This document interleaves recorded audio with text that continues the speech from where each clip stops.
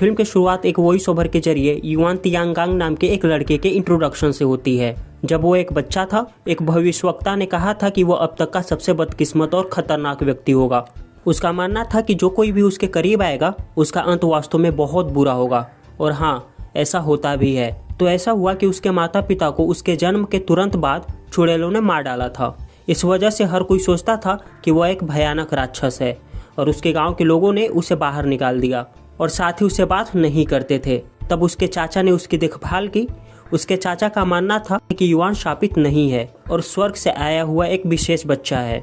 लेकिन उसके चाचा गलत थे।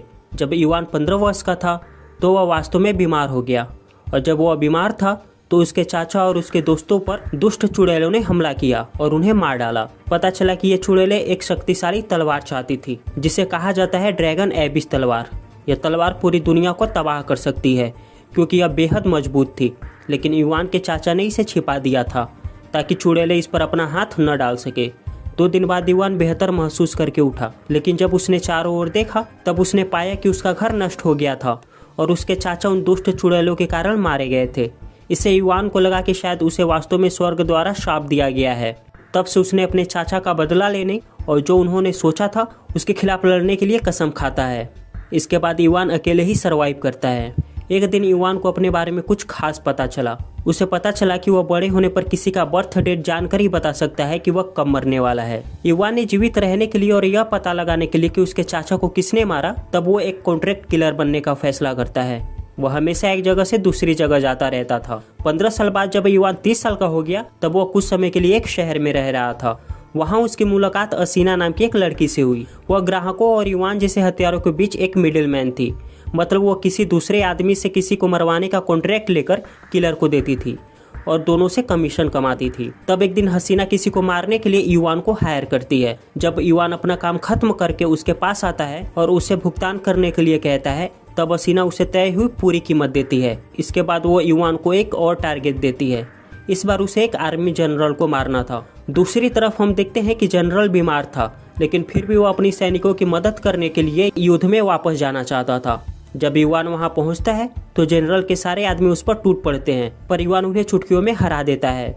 तब उसे लड़ने का सेना का कमांडर आता है, पर युआन उसे भी हरा देता है। फिर युआन जनरल को देखकर उसके स्वास्थ्य के बारे में चिंतित लग रहा था, इसलिए उसने जनरल को 2 ऑप्शन दिए, या तो युआन उसे वहीं मार डाले या वो अपने सैनिकों के साथ वापस चला जाए। तब वह मैदान में अपने सैनिकों को बचाने और वहीं मरने के लिए जनरल ने दूसरा विकल्प चुना, क्योंकि युद्ध में मरना एक हत्यारे द्वारा मारे जाने से अधिक सम्मानजनक होगा। अगले दिन खबर फैल गई कि जनरल युद्ध में मारा गया है और जल्द ही सम्राट को भी इसके बारे में अपने सलाहकारों से पता चला।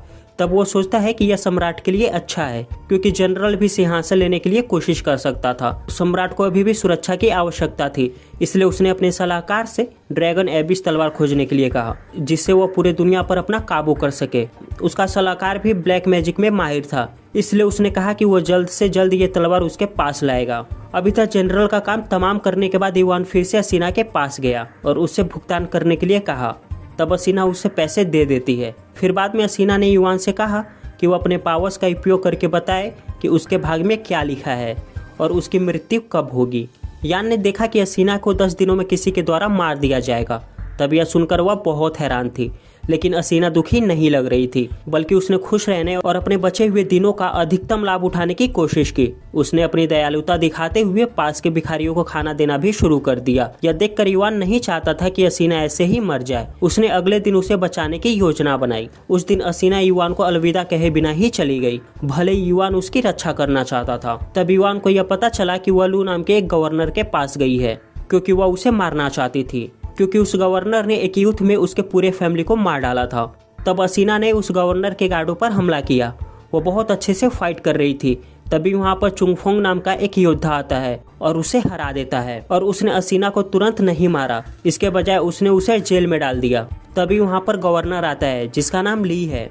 तब वो चुन की बहुत तारीफ करता है। अगले सीन में चुंगफोंग ने सम्राट की राजधानी छोड़ने के बारे में अफवाहों पर चर्चा करने के लिए एल के बेटे से मुलाकात की। तब वो चुन को बताता है कि सम्राट महल की कमजोर सुरक्षा, विद्रोहियों और उसके खिलाफ साजिश रचने वालों से बचने के लिए ये सब कर रहा है। इस बीच लू ने असिन से पूछताछ करने का फैसला किया। तब उसे यह पता चला कि जब वह छोटी थी तब एल के सैनिकों ने उसके परिवार और पूरे गांव के लोगों को मार डाला था। इसलिए मरने से पहले असिन लू को मारकर बदला लेना चाहती थी। तब लू ने उसे माफी मांगते हुए कहा कि उस समय सम्राट ने उसके गांव और असीना के परिवार सहित तुर्की मूल के लोगों का सफाया करने का आदेश दिया था, क्योंकि राजधानी को इन लोगों से खतरा था।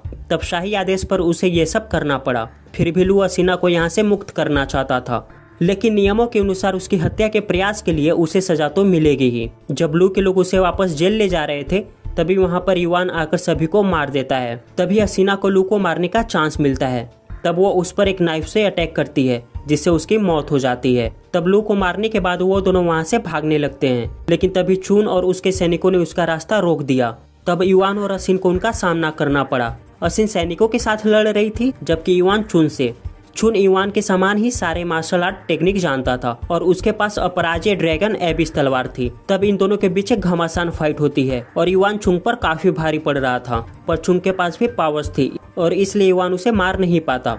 और जब सिचुएशन टफ हो गई और सोल्जर्स असीना पर भारी पड़ने लगे, तब युवान ने असीना को सैनिकों के पकड़े जाने से पहले ही वहां से चले जाने को कहा। और जब असीना वहां से चली गई तो चुन ने युवान पर अटैक करना बंद कर दिया, क्योंकि वह युवान को जानता था। क्योंकि युवान के पास जो कुंग-फू टेक्निक थी वो इस दुनिया में सिर्फ युवान के अंकल के पास ही थी, और चुन युवान के अंकल के बेस्ट फ्रेंड का सबसे अच्छा शिष्य था।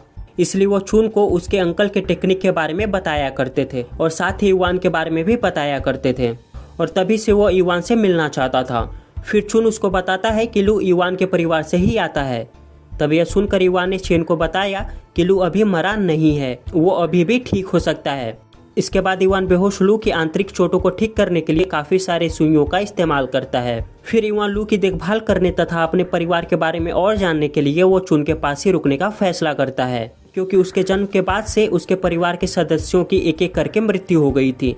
तब चुन ने युवान को ड्रैगन एबिस तलवार के बारे में बताया, जो काफी मिस्टीरियस थी। फिर उसने युवान को एक पुरानी पेंटिंग दिखाई, जिसे युवान ने तब बनाया था जब वह बच्चा था, और पेंटिंग में पेंट की जगह उसने अपने खून का इस्तेमाल किया था। तब पेंटिंग को देखकर युवान को उसके कठिन बचपन की यादें ताजा हो गई। चुन ने युवान को ड्रैगन एबिस तलवार देते हुए कहा कि यह उनके पूर्वजों द्वारा बनाई गई थी, और सम्राट ने इस तलवार की शक्ति को छुपाने के लिए उन लोगों से सुरक्षित रखने की मांग की थी जो इस दुनिया को नियंत्रित करना चाहते थे। और उस ड्रैगन एबिस तलवार को युवान के चाचा ने संरक्षित किया था। फिर चुन ने यह भी खुलासा किया कि युवान तब गायब हो गया था जब एक काली शक्ति वाली जादूगरनी चुड़ैल ने उसके चाचा पर हमला करके उनको मार दिया था, लेकिन गॉड ने तुम्हारी रक्षा की और तुम्हें उस चुड़ैल से बचा लिया। तब यह सुनकर युवान ने बताया कि वह उस समय गंभीर रूप से बीमार हो गया था, साथ ही बेहोश भी हो गया था, और तब वो अक्सर अजीब सपने देखता था। और एक दिन वह एक चट्टान पर उठा। तब चुन ने उसे बताया कि जिस पत्थर पर वो उठा था, लोग उस पत्थर को स्टार मून कहते हैं, और उनके मुताबिक इस दुनिया में स्टार मून की जैसी कोई भी जगह एग्जिस्ट नहीं करती, क्योंकि जहाँ स्टार मून स्टोन है वहाँ उस पत्थर पर आसमान से एक विशेष तारा अपनी रोशनी प्रोवाइड करता है और उसे अद्भुत शक्तियाँ देता है जो भी उस चट्टान पर उस रोशनी के नीचे लेटा हो। और साथ ही स्टार मून स्टोन किसी भी बीमारी को ठीक कर सकता है। इसलिए उन्होंने लू को भी वहाँ ले जाने का फैसला किया, यह उम्मीद करते हुए कि वह अगले दिन जाग जाएगा। पर चुन उसे कहता है कि क्या स्टार मून जैसी जगह धरती पर एग्जिस्ट करती है? तब युवान कहता है कि हाँ, और वो जानता है कि ये जगह कहाँ पर है। नेक्स्ट डे युवान ने चुन को बताया कि उसने अपने अंकल की मौत का बदला लेने और असिन को उसके भाग्य से बचाने के लिए एक प्लान सोचा है, लेकिन चुन ने कहा कि युवान उसे नहीं बदल सकता जो उसके भाग्य में लिखा है। पर युवान कहता है कि कोशिश करने में क्या जाता है। इस बीच यून नाम का एक शाही जादूगर सम्राट के तख्ता पलट की साजिश रच रहा था। किंगडम में वो एक संप्रदाय का हिस्सा था जो अपनी रहस्यमयी शक्तियों के लिए जाना जाता है। उसकी क्षमताओं से यह क्लियर हो रहा था कि यून उन चुड़ैलों में से एक था जिन्होंने युवान के चाचा को मार डाला था, और साथ ही वो राजा के मंत्रिमंडल में भी शामिल था। और ये मैजिशियन जो राजा का सलाहकार है वह भी यून से मिला हुआ था। तभी हम असीना को देखते हैं जो यून के पास आती है और युवान को बचाने के लिए उसकी मदद मांगती है, क्योंकि उसे लग रहा था कि युवान को चुन ने पकड़ लिया है। लेकिन युवान उसे कहता है कि बदले में उसे क्या मिलेगा। इस पर वो कहती है कि वो जानती है कि ड्रैगन एबिस तलवार कहाँ है। तब यह सुनकर यून उसकी मदद के लिए तैयार हो जाता है, क्योंकि कैपिटल को जीतने के लिए उसे भी ड्रैगन एबिस तलवार चाहिए था। लेकिन असिन को नहीं पता था कि यून एक चालाक और बहुत बड़ा इविल मैजिशियन है। तब यून ने उस तलवार को हथियाने और लू के पैलेस पर हमला करने के लिए अपने आदमियों को भेज दिया, लेकिन पैलेस में कोई नहीं था, क्योंकि वो लोग लू को लेकर पहले ही स्टोन रॉक के लिए निकल चुके थे। तब उसने अपने सैनिकों को लू को ट्रैक करने का आदेश दिया और उन्होंने उसे तुरंत ढूंढ लिया। इस बीच युवान और चेन लू को ठीक करने के लिए स्टार मून स्टोन के पहाड़ पर पहुंचे और उन्होंने लू को उस पत्थर पर लिटा दिया और उसके ठीक होने का इंतजार करने लगे। लेकिन इंतजार करते समय वह उम्मीद के मुताबिक नहीं उठा। तभी वहां पर असिन के साथ यून आता है। तब असिन युवान पर काफी नाराज होती है क्योंकि वो उसके दुश्मनों से मिल गया है और लू को भी बचाने की कोशिश कर रहा है। तब असिन यून से कहती है कि युवान को छोड़कर उन सभी को मार डालो।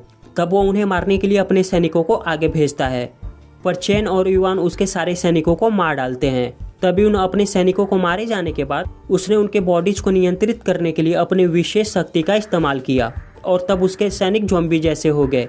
साथ ही चेन और युवान के मारने के बाद भी वो खुद ब खुद जिंदा हो जाते थे।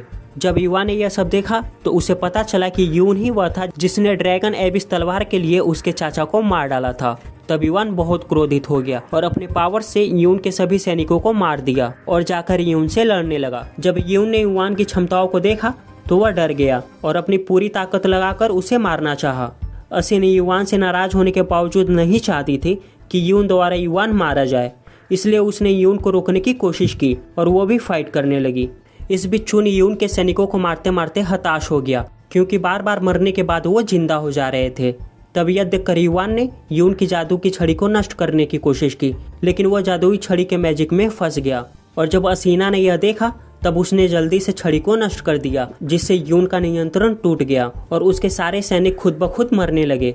तब यह देखकर यून गुस्से से लाल हो गया और वहीं असीना को मार डाला। फिर उसने ड्रैगन एबिस तलवार ले ली और वहां से चला गया और उसके जाने के बाद युवान और चुन को तुरंत होश आया और उन्हें पता चला कि असीना मर चुकी है। तब युवान असीना को खोने से बहुत दुखी था क्योंकि वह अंदर ही अंदर उसे प्यार करने लगा था। इस बीच लू के ऊपर स्टार मून की रोशनी पड़ती है।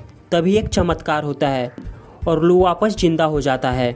फिर युवान असीना के अच्छे तरीके से क्रियाकर्म करता है और उस दिन से वह यून को खत्म करने की कसम खाता है क्योंकि यून के कारण उसने अपनी जिंदगी के सबसे इम्पोर्टेंट 2 लोगों को खो दिया था जिससे वह प्यार करता था। दूसरी तरफ हम देखते हैं कि यून ने अपने पिता को ड्रैगन एबिस तलवार दिखाई जो सम्राट के प्राइम मिनिस्टर थे, पर उसके पिता ने इस तलवार को सम्राट को सौंपने के लिए कहा, लेकिन यून असहमत था क्योंकि उसे खुद सम्राट बनने के लिए वो तलवार चाहिए थी। हालांकि उसके पिता सम्राट के प्रति बहुत वफादार थे और वो सम्राट को जाकर इसके बारे में बताने वाले थे। तब यून ने अपने पिता को मार डाला। फिर उसने अपने सैनिकों की मदद से यह अफवाह भी फैला दी कि सम्राट ने उसके पिता की हत्या कर दी है। फिर वो अपने सैनिकों के साथ सम्राट के महल में घुस गया और सम्राट से कहा कि उन्हें उसके पिता को मारने की कीमत चुकानी पड़ेगी। और तभी हमें यहाँ पता चलता है कि सम्राट के सारे आदमी पहले से ही उनके गुलाम थे। तब उसने सम्राट को मारकर राजधानी पर अपना कब्जा जमा लिया। नेक्स्ट सीन में हम युवान को देखते हैं जो एक सपने में था, जहां उसकी मुलाकात अपने चाचा से होती है और उसके चाचा ने यून से बदला लेने के लिए उसे और अधिक मोटिवेट किया। इसके बाद युवान असीना की कब्र पर जाता है। तभी वहां उसे लू मिलता है और कहता है कि यून सजा का हकदार है और तुम्हें उसे अपने अंकल का बदला जरूर लेना चाहिए। अब 1 महीने बाद लू ने यून को कैपिटल से उखाड़ फेंकने के लिए अपनी सेना को इकट्ठा किया। इधर युवान ने भी अपने चाचा और असीना का बदला लेने के लिए अपने हथियार तैयार किए, लेकिन दूसरी तरफ यून के पास खतरनाक ज़ॉम्बी सैनिक थे। फिर लू ने कैपिटल पर चढ़ाई कर दी, पर यून की सेना उसकी सेना पर बहुत भारी पड़ रही थी और लू के काफी सारे सैनिक घायल और मारे जा चुके थे। लेकिन चुन ने उन्हें तब तक लड़ते रहने के लिए कहा जब तक कि वे यून को उखाड़ न फेंके। तभी वहां पर युवान आता है और एक ही झटके में यून के सारे ज़ॉम्बी सैनिकों को मौत के घाट उतार देता है। इधर यून के महल में सारे अधिकारी यून के सम्राट बनने का जश्न मनाने के लिए एक बड़ी पार्टी कर रहे थे और उन्हें कैपिटल के लोगों और इस युद्ध की कोई परवाह नहीं थी। और यून ने युवान और लू के सैनिकों को गंभीरता से नहीं लिया और बस अपने मंत्री को और सैनिकों को वहां भेजने के लिए कहा। फिर वो और उसके लोग पार्टी करने में व्यस्त हो गए। फिर लू के सैनिक चुपचाप महल के करीब पहुंच गए। युवान भी महल के पास पहुंच गया और उसने यून के सारे गार्ड्स को मारकर बिना किसी हिचकिचाहट के पार्टी में प्रवेश किया।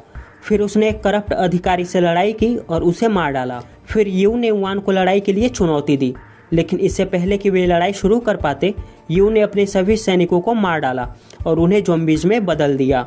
लेकिन इससे युवान नहीं डरा और उसने ज़ॉम्बीज को मारना शुरू कर दिया। थोड़ी देर में युवान ने यून के जादू को विफल करके उसके सारे ज़ॉम्बी सोल्जर्स को मार डाला, क्योंकि जब से असीना मरी थी और युवान का गुस्सा बहुत पावरफुल हो गया और इसे देखकर यून डर गया।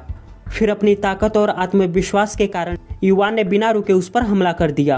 काफी देर तक लड़ाई करने के बाद युवान आखिरकार यून को मारने में कामयाब रहा और सबसे महत्वपूर्ण बात यह थी कि उसने अपना बदला पूरा कर लिया था। इवान की ताकत को देखकर यून की सेना ने सरेंडर कर दिया। फिर इवान उसके सर को बाहर लेकर आया और सारे सैनिक उसके सजदे में झुक गए। फिर इवान वहीं पर बेहोश हो गया और एक सपना देखा। सपने में वह असीना से मिलता है और असीना राजधानी को यून से बचाने से काफ़ी खुश थी और उसे ऐसे ही सबकी मदद करते रहने को कहा। फिर अगले दिन जब इवान को होश आता है तब लू ने उसे बताया कि उसने ड्रैगन एबिस तलवार का नाम बदलकर स्प्रिंग तलवार रख दिया है और अगर वो चाहे तो इस तलवार को ले जा सकता है। नेक्स्ट सीन में हम इवान को उसके अंकल के घर में देखते हैं और उसने वहाँ पर एक नया जीवन शुरू किया है और फिर वो अपने अंकल के रास्ते पर चलने की कसम खाता है। और इसी के साथ ये अमेजिंग मूवी भी यहीं पर ख़त्म होती है। तो दोस्तों, अगर आपको हमारी ये वीडियो पसंद आई हो तो हमारे इस चैनल को लाइक और सब्सक्राइब जरूर करें, क्योंकि हमें आपकी सपोर्ट की बहुत ज़्यादा ज़रूरत है। तो मिलते हैं हम आपसे अपने नेक्स्ट वीडियो में। तब तक के लिए टाटा और बाय बाय।